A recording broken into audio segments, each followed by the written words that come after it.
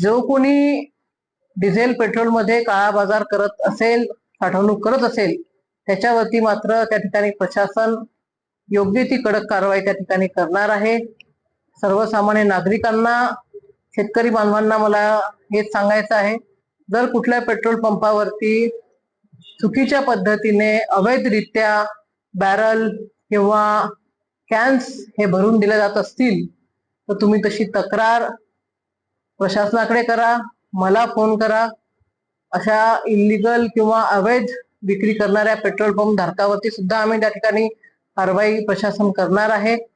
या सगळ्यामध्ये आमचं पहिलं प्राधान्य हे ॲम्ब्युलन्स, डॉक्टर्सला त्या ठिकाणी जे डिझेल लागतं ICU साठी किंवा त्यांच्या अजून कुठल्या ऑपरेशनल मेथडसाठी ते, आणि शेतकरी यांना आपण प्राधान्य त्या ठिकाणी देणार आहोत.